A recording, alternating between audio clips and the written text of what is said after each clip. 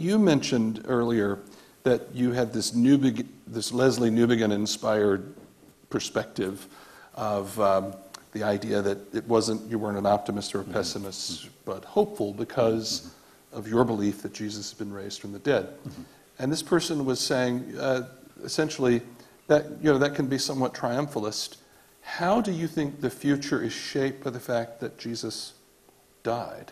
Well, I was going to say, it is possible to articulate a resurrection-based hope in a triumphalist fashion, but the minute you do that, you have forgotten that the Jesus who was raised is the Jesus who was crucified, and that he is, very interesting in the texts, that he is recognized not least by the mark of the nails, and that's always been seen theologically as really important, that the resurrected one is not somebody who, we've left all that stuff behind, but somebody who bears the marks which in very early Christian tradition are seen as the wounds of love. These are the wounds that he bore because of his love and his self-giving.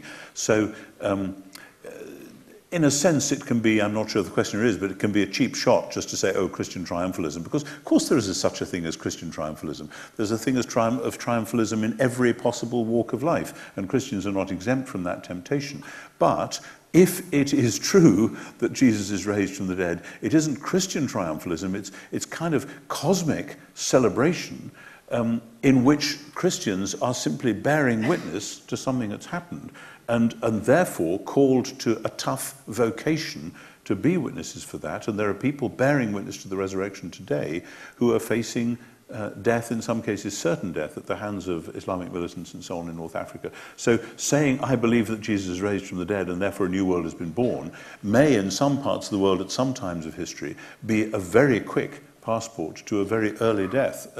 So it isn't triumphalism, it's about, and this is the difference between hope and optimism, that it's, if I feel really good, I'm cheerful, it's going to be a nice day today, good things are going to happen to me. No, that's optimism. But hope says, even though things look really bleak, even though, this has happened, therefore the world is a different place. Some of the places where in the New Testament St. Paul says that most sharply are in letters written from prison. In other words, he is in a tough spot, but he says, the gospel has already been announced to the whole creation when Jesus was raised from the dead.